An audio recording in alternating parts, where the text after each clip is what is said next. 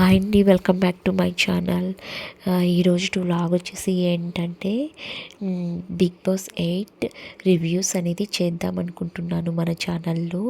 ఇంకా ప్రతి Saturday Sunday ఎపిసోడ్స్లో లేటెస్ట్ హైలైట్స్ అనేది మన ఛానల్లో వస్తాయి. ప్రతి ఒక్కరూ పూర్తిగా చూడండి, ఓకేనా. ఈరోజుటి లేటెస్ట్ ఎపిసోడ్లో, సాటర్డే ఎపిసోడ్లో హైలైట్స్ అంటే ఏంటంటే నాగార్జున గారు బిగ్ బాస్ హౌస్కి రాగానే రోహిణిని అయితే అప్రిషియేట్ చేశారు.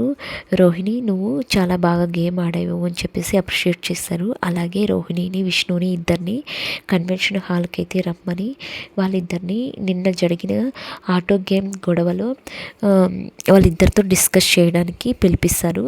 అప్పుడు విష్ణునైతే నాగార్జున గారు అడుగుతారు, నువ్వు గేమ్ బాగానే ఆడుతున్నావు, అందరినీ తోసేసావు, పృథ్వీకి సపోర్ట్ చేస్తున్నావు అని చెప్పేసి రోహిణి అనగానే, నువ్వు గేమ్గా చూడు, నువ్వు ఏదైతే ఆలోచించి మాట్లాడుతున్నావు, గేమ్ పరంగా క్యారెక్టర్ లేదా అని చెప్పేసి ఏదో కోపంలో అన్నాను సార్.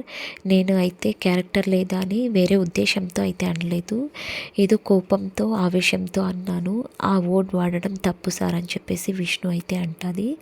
తర్వాత నాగార్జున గారు రోహిణిని అడుగుతారు, రోహిణి, విష్ణు నీతో ఫస్ట్ నిఖిల్ని ట్రై చేశాను, నిఖిల్ పడకపోయేసరికి పృథ్వీని ట్రై చేశాను అని విష్ణు నీతో అనడం నిజమేనా అని చెప్పేసి అడుగుతాడు. అప్పుడు రోహిణి, ట్రై చేశాను అంటే ప్లాన్ చేసి ట్రై చేశాను అని వేరే ఉద్దేశంతో అయితే అనలేదు సార్. ఫస్ట్ నిఖిల్ని అయితే ట్రై చేశాను, తను సెట్ అవ్వకపోయేసరికి పృథ్వీతో ఫ్రెండ్లీగా ఉన్నాను, ఇలా అనడం అయితే అనింది సార్, నిజమే అని చెప్పేసి అంటుంది. తర్వాత నాగార్జున గారు అందరినీ అయితే అడుగుతారు, బిగ్ బాస్ సభ్యుల్ని అందరినీ ఒక్కొక్కరిని అడుగుతారు ఎవరిది తప్పు ఉంది అని చెప్పేసి. అందరూ కూడా ఒక్కొక్కరు ఒక్కొక్క విధంగా చెప్తారు. రోహిణి ప్లాన్ చేసి ట్రై చేసింది అనడం, ప్లాన్ అనేది వాడడం, ఆ వర్డ్ వాడడం రోహిణిది కూడా తప్పే. అలాగే విష్ణు కూడా క్యారెక్టర్ లేదా అనడం కూడా విష్ణుది కూడా తప్పే.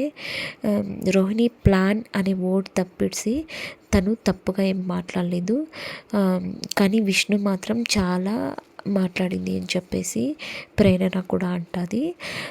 తర్వాత అందరూ వాళ్ళ అభిప్రాయాలు చెప్పిన తర్వాత నాగార్జున గారు అందరినీ స్నేక్ రూమ్కి అయితే పిలిపించి అక్కడ వాళ్ళకు ఒక్కొక్కరిని పిలిపించి వాళ్ళను ఎవరు సపోర్ట్ చేస్తున్నారో వాళ్ళని నిచ్చెనగాను, స్లాడర్గాను, ఎవరైతే వాళ్ళను తొక్కేయాలనుకుంటున్నారో వాళ్ళని పామ్గా పెట్టమంటారు.